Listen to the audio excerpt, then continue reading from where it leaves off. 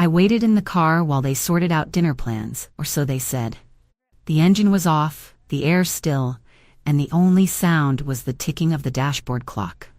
I could see them through the glass walls of the restaurant, smiling, toasting, taking pictures like they didn't know I was still out there. No one looked back, no one waved, not even a message to say, "We're coming." I just sat there, hands folded, like I didn't pay for the gas, like I didn't drive them here, like I wasn't the reason they could even afford this night. And while they laughed and posed with their wine glasses held high, I sat still, watching. What they didn't know, or maybe forgot, was that everything they were enjoying was in my name. Thank you for sitting with me. I know stories like mine aren't easy to listen to, especially if you've ever been the one left behind, not just at a table or a door, but in a life you helped build. If you've ever stood quietly while others acted like your seat didn't matter, if you've ever smiled through something that broke your spirit just to keep the peace, then I hope you stay with me.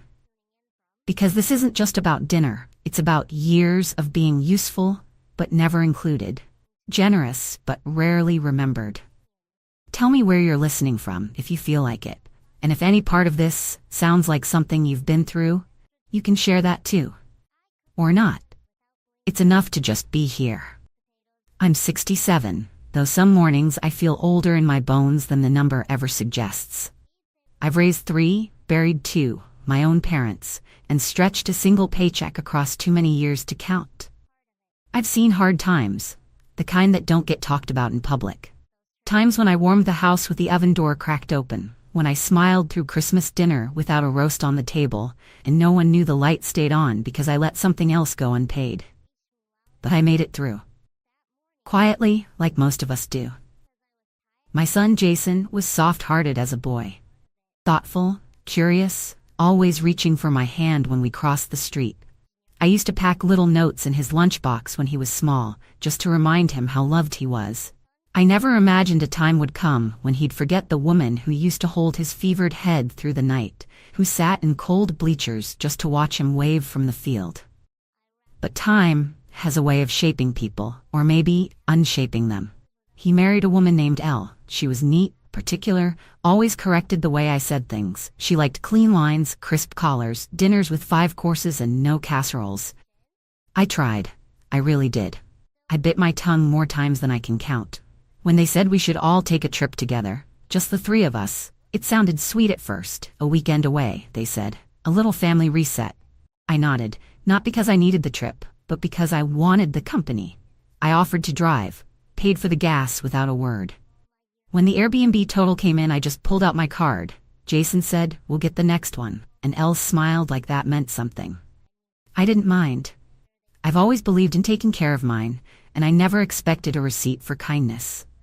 But slowly, across that weekend, I noticed the small things. They didn't ask what I wanted to eat. Didn't ask if I slept well. I was there, but not part of the shape they formed. They posed for pictures with their heads tilted together, always 2, never 3. I stood to the side and took the photos for them. I carried the bags. I adjusted the thermostat. And when it came time to choose a restaurant for dinner, I was still the one who drove. But not the one they brought in. It's strange how someone can be so present and still be invisible. I was never asked to take a seat, just expected to carry the weight. We pulled up to the restaurant just before sunset. The sky was soft and golden, and the trees along the sidewalk looked like they had been painted just for that evening. I had driven us there, hands tight on the steering wheel from trying not to hit a single bump, making sure Elle's shoes didn't get scuffed in the trunk, and Jason's jacket stayed pressed. It was the kind of place that had valet service and linen napkins, not somewhere I would have picked. But I said nothing. I parked near the entrance, engine off, and before I could even unbuckle my seatbelt, Jason leaned forward with a half smile and said, "Mom, can you just wait here for a minute while we sort the reservation?" I blinked, looked at him, then at Elle, who was already reaching for the door handle like I had agreed. I didn't want to make a fuss. I thought maybe there was some mix-up, maybe the reservation was under one name and needed fixing. Maybe it was nothing. So I smiled and said, "Sure, take your time." I thought it'd be 5 minutes. I sat back, adjusted the rearview mirror, watched them disappear into the glass doors like they had somewhere more important to be. 5 minutes passed. Then 15. I kept checking the screen of my phone, but there were no messages, no missed calls. Just the soft buzz of the world moving around me, the valet nodding at the next guest, the clink of plates and glasses echoing from the open-air patio. I cracked the window, hoping for a breeze. It was getting warm. 30 minutes passed. I shifted in my seat. People walked by, some giving me strange looks, like I didn't belong, like I was waiting for someone who forgot to bring me in. I leaned slightly, peering through the glass, and there they were, sitting by the window. Jason had his sleeves rolled, smiling wide, laughing. Elle had her hand on his arm, tilting her phone just right to catch the perfect shot of their wine glasses clinking. I watched her snap the photo, turn the screen toward him, and they both smiled. Toasted. Took another sip. No one looked my way. No one even checked to see if I was still outside. I didn't knock. I didn't text. I just watched. My hands rested in my lap, and my eyes burned, not from the heat, but from the cold realization settling in my chest. I wasn't part of the dinner plan. I was the ride. Nothing more. They had walked in with me in their rear view, and somehow, I had become the background to their evening. And the worst part wasn't being left out. It was knowing they didn't even think of it as cruel, just convenient. A valet walked past the car and looked at me twice. Not in a curious way, not even with concern. Just that quick flicker of a glance, like he wasn't sure if I was waiting for someone or had simply been left there. I lowered my eyes and pretended to adjust the air vents, even though the air had gone still a long time ago. The sun was dipping lower, painting the edge of the dashboard in gold, but it felt like nothing warm could reach me. I glanced back toward the restaurant window, and they were still there. Plates half full, glasses refreshed, smiles untouched by anything beyond their little bubble. Jason leaned toward Elle and said something that made her tilt her head back and laugh, the kind of laugh that fills a room but empties something in the person watching from the outside. I watched her touch his sleeve, gesture toward the menu, and it hit me. This wasn't a delay. There was no mix-up at the front desk. No table waiting for 3. I wasn't forgotten. I was never invited. My stomach turned, not from hunger, but from that deep, sinking drop you feel when the truth lands without warning. All the signs had been there. The way Elle never really looked at me when she spoke. The way Jason started calling less. The holiday dinners where I was always the first to arrive and the last to be acknowledged. I had let myself believe I was still part of something, still needed, still welcome. But that night, in that parking lot, I saw it for what it was. I was the helper, the planner, the driver, the one who funded the memories but didn't get to live in them. I looked down at my hands, the same hands that had braided his hair when he was small, wiped down countertops between double shifts, packed lunches in the dark so he'd have a full stomach even when I didn't. Those hands weren't shaking. They weren't clenched. They just rested there quietly, like they were used to waiting. And in that moment, I didn't feel anger. I didn't feel rage. What I felt was something colder, something quieter, the knowing. That sharp, aching clarity that settles in your chest when your heart finally catches up to what your eyes have been trying to deny. It wasn't just dinner. It wasn't just one night. It was the shape of things now. The pattern. The quiet exclusion that looks polite on the outside but feels like erasure from the inside. I was still in the car not because they forgot, but because they had already moved on from the idea that I should be anywhere else. I wasn't upset. They had a table for 2. I was hurt. They never imagined it needed to be for 3. And when I looked back through that window and saw the life they were building together, all shiny and curated, I realized they had left the parts of me that mattered out of it entirely. I wasn't angry. I was just done pretending not to see it. It wasn't the first time I'd been set aside. That night in the car just made it harder to keep ignoring what had already been showing itself in smaller, quieter ways. I remember last month, Elle had hosted one of her dinner parties, polished, themed, right down to the gold-trimmed name cards and tiny rosemary sprigs tied to the napkins with twine. She'd invited a few couples from their neighborhood, and Jason called and said, "You should come, Mom. Elle wants the whole family together." I baked my old sweet potato pie, the one with the browned butter crust. The one Jason used to ask for every year when he was little. I wrapped it in foil and held it carefully on my lap the whole ride over, like I was bringing something of myself with it. When I walked into the kitchen, Elle smiled, but it didn't reach her eyes. She said, "Oh, that's sweet. But we already have dessert." Then she handed the pie off to the neighbor, asked if she could put it in her fridge for later. Like it was a bag of leftovers someone forgot to take home. I stood there, still holding the empty dish towel I'd wrapped it in, and nodded like it didn't sting. No one said thank you. No one asked about the recipe. No one even uncovered it. I stayed in the kitchen most of the night. Not out of choice, but because there was nowhere set for me at the table. All the seats were claimed. The place cards had names I didn't recognize, people who laughed easily and shared stories that didn't have room for mine. I leaned against the island, hands folded, smiling when someone made eye contact, pretending I was just there to help. I offered to refill drinks, cleared plates when no one noticed, stacked empty glasses near the sink.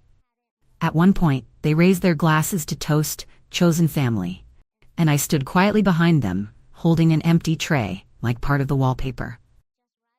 No one turned around. No one pulled me in. Later, when the last guest left and the candles burned low, I started washing the dishes. Not because I was asked, not because I wanted to, but because it felt easier than walking out into the night with nothing to hold. Jason passed by once and said, "Thanks, Mom," in that soft, distracted way people speak when they're not really seeing you. I finished the dishes, dried my hands, grabbed my purse, and let myself out the side door. Alone. No one called after me. No one noticed the pie still untouched in the neighbor's fridge. So when I was sitting in that car outside the restaurant, watching them through the window as they lifted their glasses again, it wasn't a surprise. Not really. It just confirmed what the pie had already told me. What the quiet moments had been whispering for a while now. I had become convenient, expected, invisible. The one who brings things, cleans up, drives, pays, and stays out of the picture. It's a strange ache, to be surrounded by people who share your blood, and still feel like you're standing just outside the room.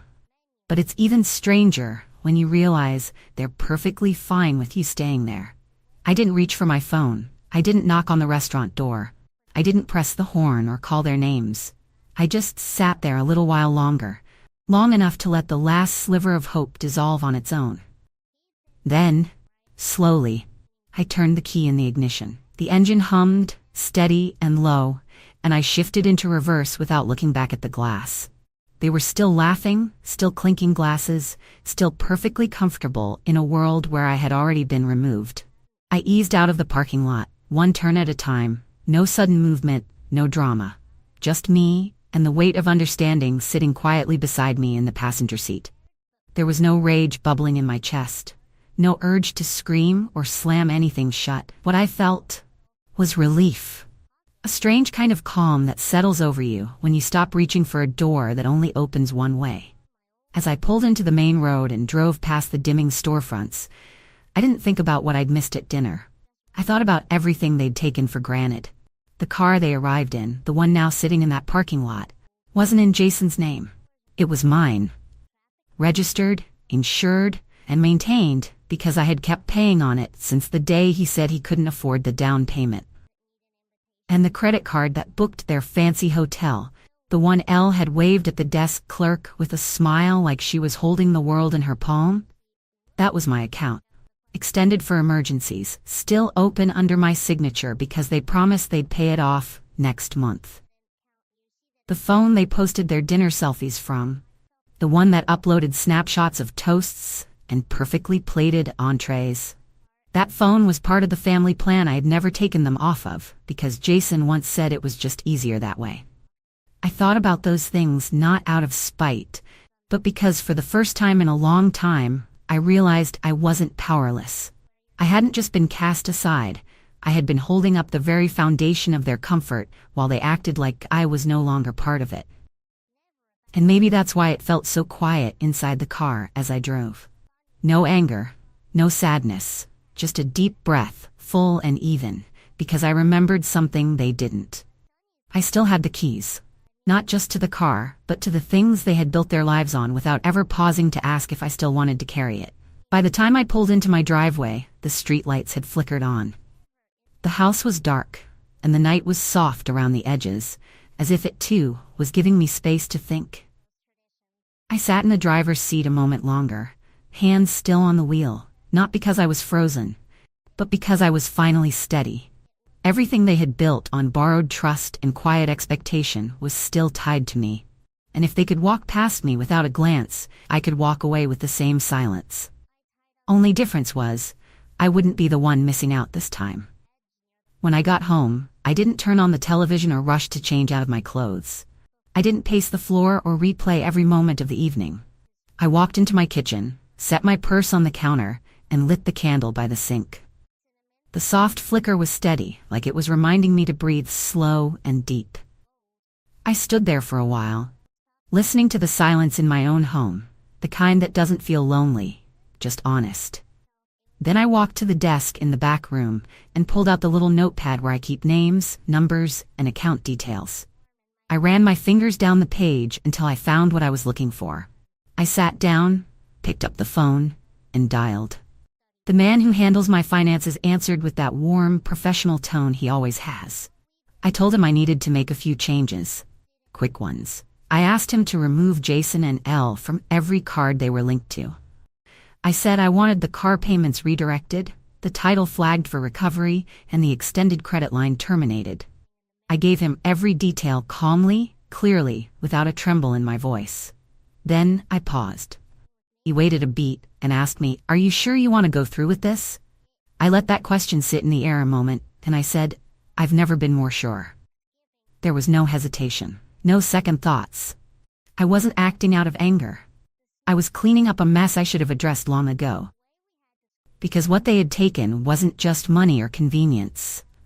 It was the quiet confidence that I would always say yes, that I would keep the door open no matter how many times they walked through without acknowledging who was still standing behind it. That door was now closed. Not locked with bitterness, but with clarity. We went through every account one by one. He confirmed each cancellation, each removal, each reset. I thanked him when we were done, and he told me he'd follow up with documentation in the morning. I hung up and sat there a while longer, the candle still burning gently beside me. It didn't feel like revenge. It felt like return. Like finally stepping back into ownership of things I had slowly handed over without notice. I wasn't punishing them. I was simply reminding them that everything they had leaned on came from somewhere, and someone. And if they could forget that, then I had every right to remember it for them. Quietly. Fully. And without asking permission. The next morning, just as the sun began to stretch through the slats of my blinds, I woke without an alarm. I didn't feel tired, not the way I usually do after a restless night.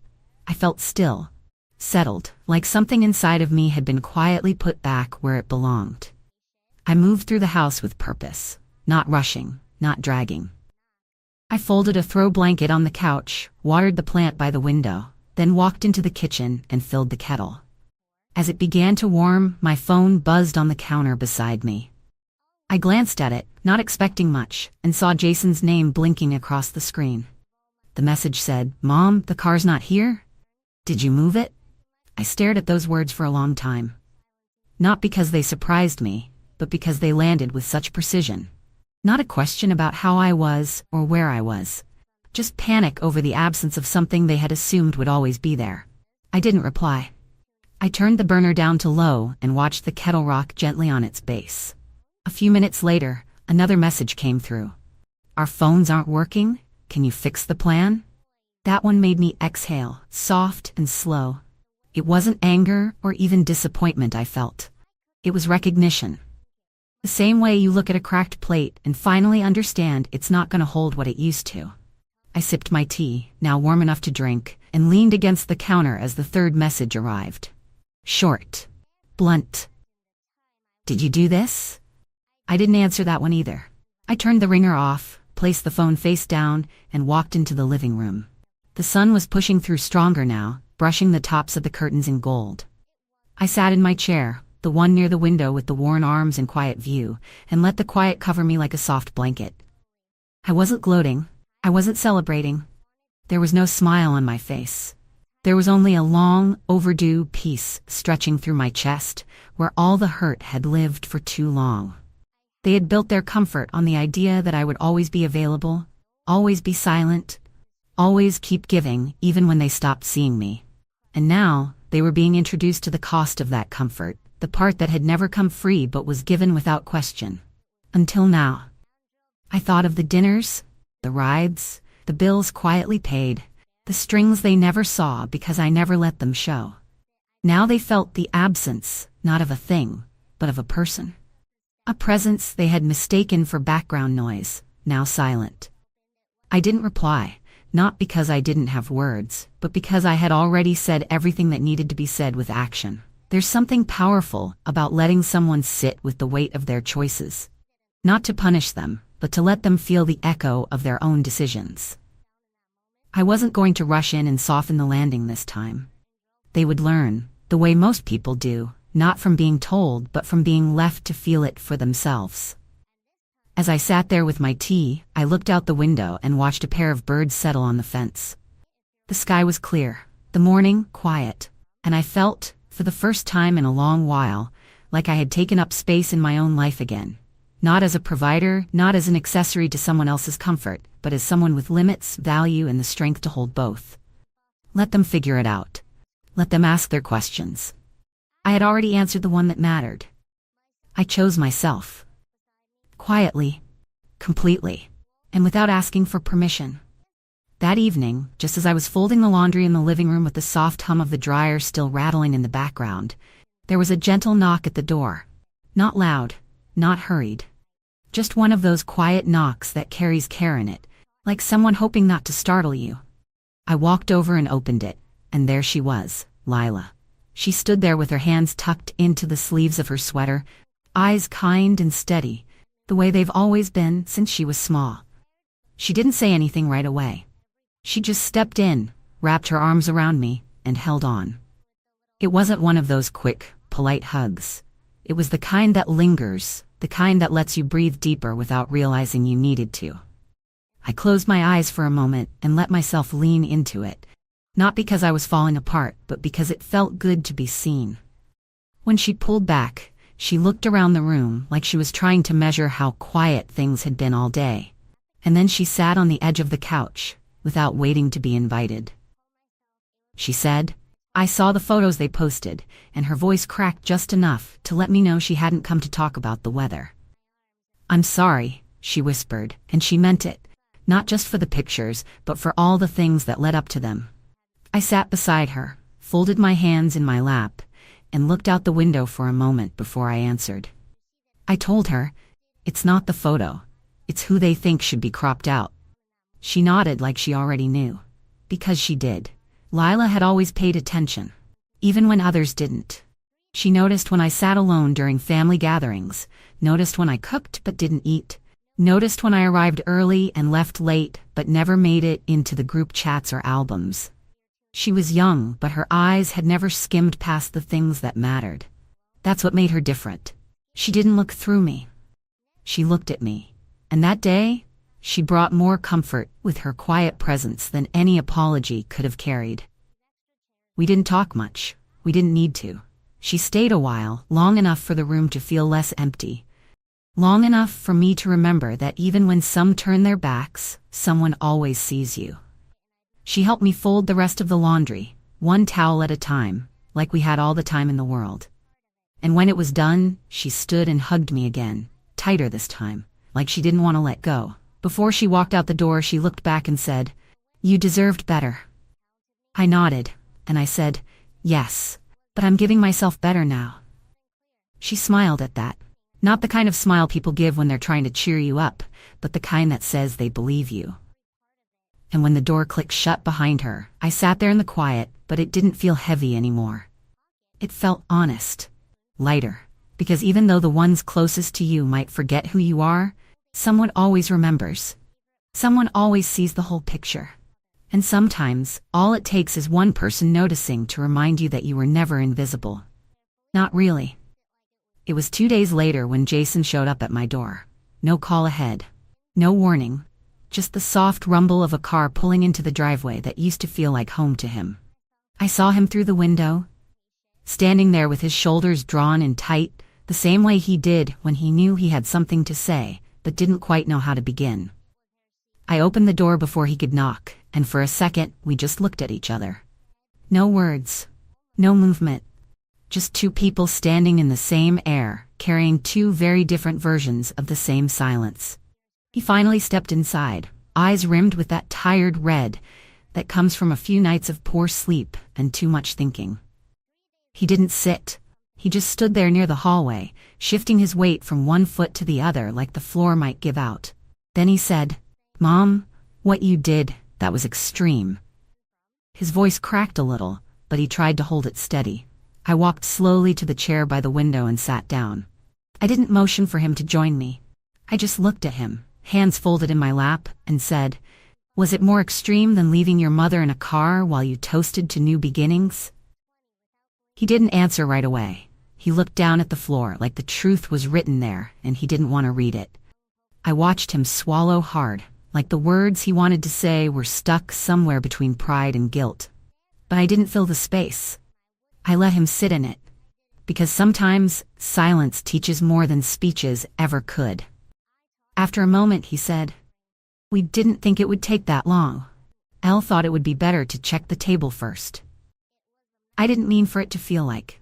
And I stopped him right there, calmly. Not cold, just certain. "You didn't mean for it to feel like I didn't belong? Or you didn't mean to get caught in the act of forgetting I ever did?" He looked at me then, fully. And I held that gaze, not with anger, but with clarity. I said, "You walked past me. With your eyes, with your choices, with every moment you made space for someone else to belong while I waited outside, wondering what I had done to deserve the car, but not the seat at the table." He ran a hand down his face like he was trying to wipe off the guilt, but it didn't budge. He said, "I didn't think. I just..." But he didn't finish. And I didn't need him to. Because the truth had already shown itself. Not in his words, but in his actions. In the way he had made comfort more important than care. Appearances more important than presence. And I wasn't going to soften that, just because he finally noticed the cost. I told him, "This isn't about money. It never was. It's about being treated like a burden in moments I built. It's about being erased from the story in rooms I paid to keep warm." He didn't argue. He couldn't. He stood there with his head slightly lowered, and for the first time in a long time, I saw him not as the boy I raised, but as the man who had grown comfortable, walking ahead without looking back. I didn't raise my voice. I didn't cry. I didn't beg to be understood. I just let the truth hang there between us, solid and unmoving. Because sometimes the most powerful thing a person can do is stand still while the other finally sees what they left behind. He asked if there was anything he could do to make it right. I told him, "That depends on whether you want to fix the image or the wound." He nodded, but I don't think he knew the difference yet. That's not something I could teach him in one conversation. That's something he'll have to earn in the spaces between silence and sincerity. And as he walked toward the door slower than when he came in, I stayed seated, watching. Not out of spite, but out of peace. Because I knew now that my worth wasn't tied to whether or not someone made room for me. I had found my voice, and I had chosen not to raise it, but to root it. And there's nothing louder than that. If you've ever been asked to wait quietly while others decided your worth, then you already know what it feels like to sit in silence, hoping someone will notice you still exist. If you've ever stood on the outside of a moment you helped build, if you've ever brought the food, paid the fare, set the table, only to be left out of the picture, then I hope you know you're not alone. I waited. More times than I should have. I smiled through it, thinking they'd see me eventually. But sometimes, seeing yourself clearly means walking away from people who don't look back. I didn't drive away in anger. I drove away because I had finally remembered who I was and what I no longer needed to prove. If any part of this feels familiar, tell me. Or if it's easier, just write. I waited. That's enough. I'll understand. And if you're watching this alone tonight, you don't have to stay invisible here. I do hope you will subscribe and know that you matter. You are seen, you are remembered. Thank you for watching.